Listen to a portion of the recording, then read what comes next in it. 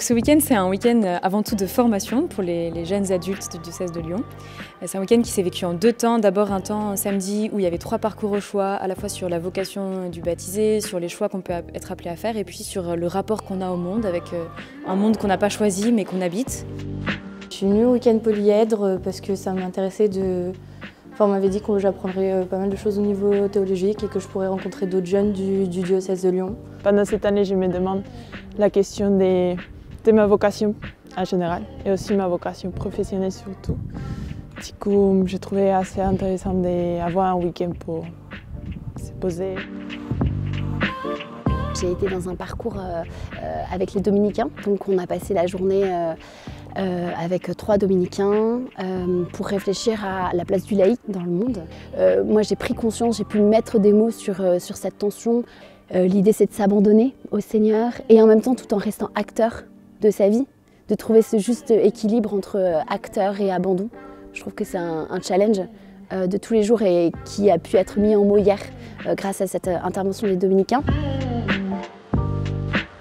Hier, je suis allé chez les Jésuites, donc c'était plutôt un parcours ignatien sur la question du choix. L'idée, c'était de se poser les bonnes questions, s'observer, réfléchir à comment parler à soi-même, aux autres, pour poser des vrais choix. C'était un parcours où on a eu des témoignages, des formations sur la communication non violente.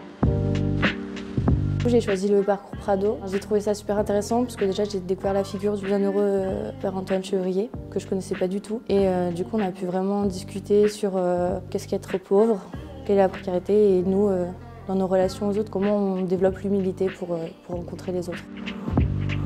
Tous ces parcours ont convergé vers les Chartreux, vers cette chapelle où nous avons vécu hier soir une petite exhortation avec Monseigneur Dubost, des vêpres et puis après une première veillée pour en fait faire corps, faire église et passer 24 heures ensemble afin d'échanger, de prier et d'approfondir cette question, notamment avec des grands témoins qui sont venus parler de leur foi et de leur vie professionnelle.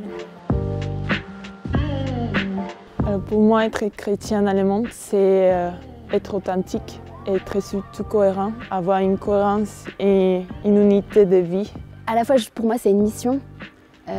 Pour moi, c'est vraiment important d'être cohérente justement entre ma vie de foi, mes engagements et ce que je vis par exemple au travail notamment. Voilà, d'avoir cette cohérence entre les deux, entre tous ces lieux-là.